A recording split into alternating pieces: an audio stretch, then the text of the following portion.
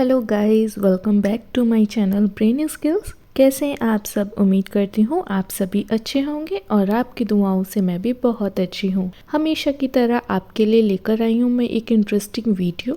लेकिन वीडियो शुरू करने से पहले जो लोग मेरे चैनल पर पहली बार आए हैं या फिर मेरी वीडियो को पहली बार देख रहे हैं, वो जल्दी से मेरे चैनल को सब्सक्राइब करें और बेल आइकन को दबाना बिल्कुल भी ना भूलें, जिससे मेरी आने वाली जो वीडियोस है उनके नोटिफिकेशंस आपको ऑन टाइम मिलते रहें। जैसा कि पिछली वीडियो में हमने पढ़ा कि ऐसे सेंटेंसेस, ऐसे वर्ड्स जो हमें अपनी डेली लाइफ में बहुत ज़्यादा कंफ्यूज कर जाते हैं, जिसकी वजह से हम उसके प्रॉपर यूज़ को भी नहीं समझ पाते हो और ना ही हमें ये पता लग पाता है कि इसे कहाँ पर यूज़ करना है। आज भी हम और ज़्यादा ऐसे सेंटेंसेस लेंगे और उनके मीनिंग को समझेंगे और अपनी डेली लाइफ में यूज़ भी करेंगे।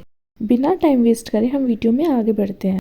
आज का पहला वर्ड है हमारा क्लाइमेट एंड वेदर। सबसे पहले जानते हैं कि क्लाइमेट का मतलब क्या होता है। क्लाइमेट का मतलब होता है जलवायु, एक ऐसा मौसम जो सालों से एक निश्चित समय से रहता हो, जिसमें कोई भी चेंज ना हुआ हो। एग्जाम्पल लेते हैं हम इसका। I like the climate of Shimla more than that of Dehradun. मुझे देहरादून की तुलना में शिमला की जलवायु अधिक पसंद है। इसी से मिलता हुआ एक शब्द होता है वेदर। वेदर का मतलब होता है मौसम। मौसम बताता है कि किस समय पे कैसी स्थिति है, जैसे टेम्परेचर हो गया या फिर बारिश हो गई या फिर हवा। ये सब क्या है? ये सब चीजें मौसम बताता है। एग्जाम्पल लेते हैं हम इसका। The weather was so changed. मौसम इतना बदला हुआ था। तो इन दोनों का डिफरेंस आपने समझा कि क्लाइमेट एक ऐसी स्थिति को बताता है जो चेंजेबल नहीं हो सकती, और वेदर क्या है वो हम डेली टू डेली लाइफ में देख सकते हैं। हमारे आसपास का मौसम गर्म भी है, सर्द भी है। अगर बारिश हो रही है तो हमें ये पता लग जाता है कि थोड़ी ठंड होने वाली है। अगर मौसम गर्म है तो महसूस होता है हमें कि वो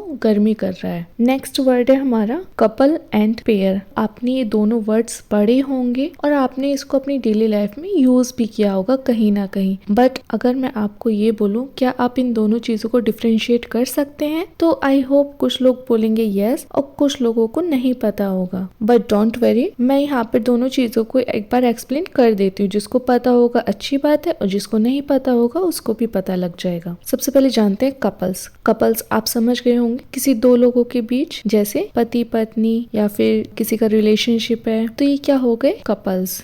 एग्जाम्पल लेते हैं हम इसका। 2 couples remained on dance floor। 2 जोड़े डांस फ्लोर पर रहे। नेक्स्ट है हमारा पेयर। पेयर का मतलब होता है, पेयर हमें दो चीजों या दो लोगों के बीच के संबंध को बताता है। जैसे कुछ लोग मिलकर काम करते हैं या एक दूसरे के साथ जुड़े रहते हैं, जैसे कोई दोस्त हो गया या फिर भाई बहन हो गया। पेयर जो वर्ड है वो आमतौर पर किसी दो चीजों या लोगों के बीच को बताता है। जैसे I have a new pair of sandals. मेरे पास सैंडल की एक नई जोड़ी है। आई होप आप कपल्स और पेयर के बीच का डिफरेंस अच्छे से समझ गए होंगे। नेक्स्ट वर्ड है हमारा डेस्पाइस एंड डिटेस्ट। डेस्पाइस का मतलब होता है घृणा करना या फिर किसी चीज को बहुत कम महत्व देना या फिर उसे बहुत छोटा समझ लेना। तो चलिए हम इसका एग्जाम्पल लेते हैं। Some people despise the poor. कुछ लोग गरीबों से घृणा करते हैं। और इसी से मिलता हुआ शब्द है एक डिटेस्ट।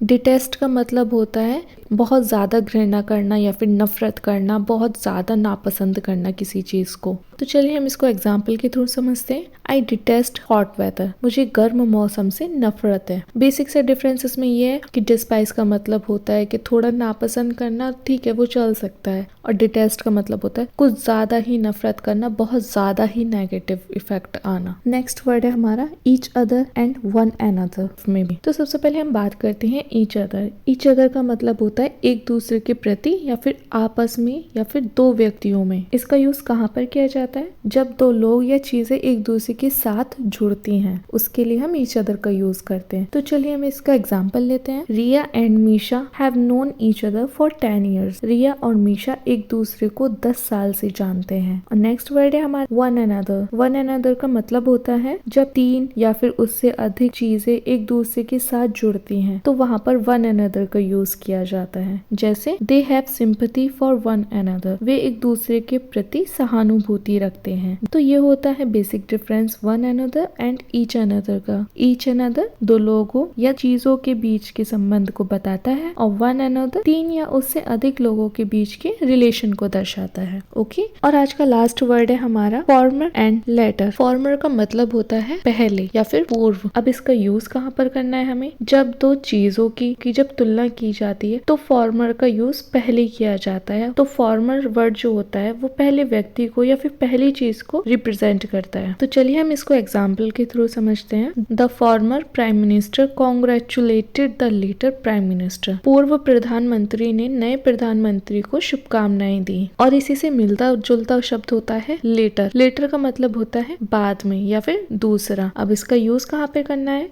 जब दो चीजों की या फिर व्यक्तियों की तुलना की जाती है तो लेटर का यूज करके दूसरे व्यक्ति को रिप्रेजेंट किया जाता है। तो आइए हम इसको एग्जाम्पल के थ्रू समझते हैं। I have two brothers and the latter is older than me. मेरे दो भाई हैं और दूसरा भाई मुझसे बड़ा है। तो ये डिफरेंस होता है फॉर्मर और लेटर का। आज की वीडियो में इतना ही। आई होप आपने इस वीडियो में बहुत सारे सेंटेंसेस पढ़े हैं, उनके मीनिंग को समझा है। आई होप आपको इस वीडियो में बहुत कुछ सीखने के लिए मिला होगा और ऐसे वर्ड्स भी रहे होंगे जो आपको नहीं पता होंगे। अपनी इंग्लिश को इम्प्रूव करने के लिए आप इन वर्ड्स को अपनी डेली लाइफ में जरूर यूज करिएगा, तभी आप अपनी बेसिक इंग्लिश को इम्प्रूव कर पाएंगे। वीडियो अच्छी लगी है तो वीडियो को लाइक करें, कमेंट करें और ज्यादा से ज्यादा शेयर करें। और जिसने मेरे चैनल को अभी तक सब्सक्राइब नहीं किया है वो सब्सक्राइब करना बिल्कुल भी ना भूलें। मिलते हैं नेक्स्ट वीडियो में। Okay friends, bye, take care.